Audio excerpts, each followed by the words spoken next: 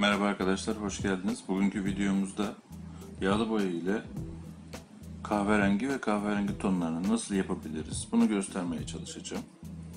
Kahverengi rengi yapmak için 3 ana rengi kullanıyoruz. Sarı, kırmızı ve mavi. Bunu ister gerçek ana renklerle magenta, siyan mavisi ve kadmiyum sarısı, İsterseniz alternatif bulduğumuz renklerle de yapabilirsiniz. Kadmiyum kırmızısı, mesela kobalt mavisi ve yine sarı kullanmamız gerekiyor. Öncelikle karışımımıza sarı renk ile başlıyoruz. Şurada yapalım. Sarı rengimizi koyduk.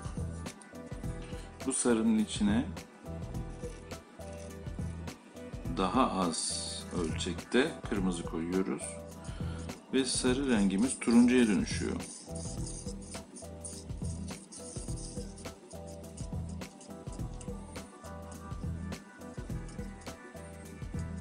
Şimdi bu turuncudan biraz şu kısma da alalım, daha koyusunu göstermek için. Evet, gördüğümüz gibi turuncu rengimiz oldu. Bu renge çok az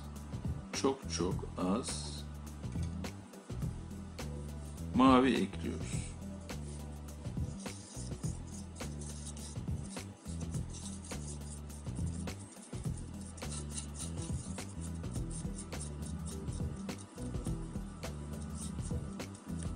Güzelce karıştırdığımızda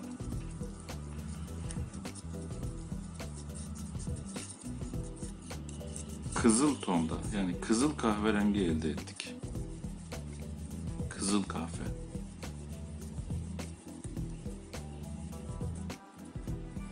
Daha kızıl olmasını istersek kırmızıyı arttırıyoruz.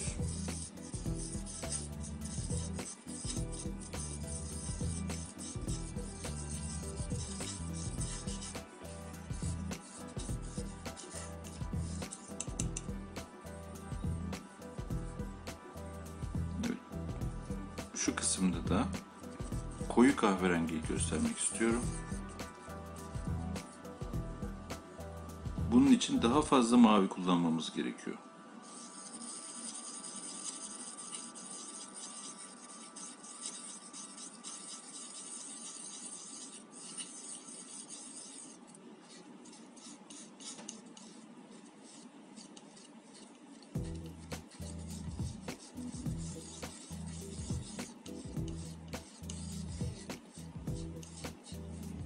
Evet, çok aşırı oldu, siyaha yaklaştı.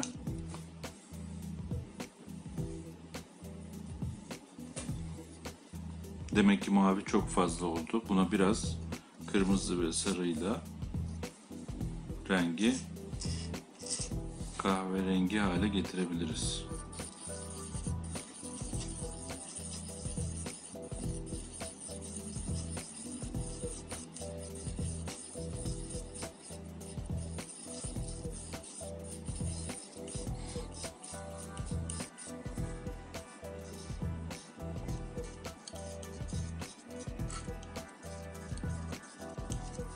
Evet arkadaşlar, gördüğünüz gibi kahverengimizi yaptık. Demek ki kahverengi karışımı için 3 ana rengi kullanıyoruz. Sarı, kırmızı ve maviyi.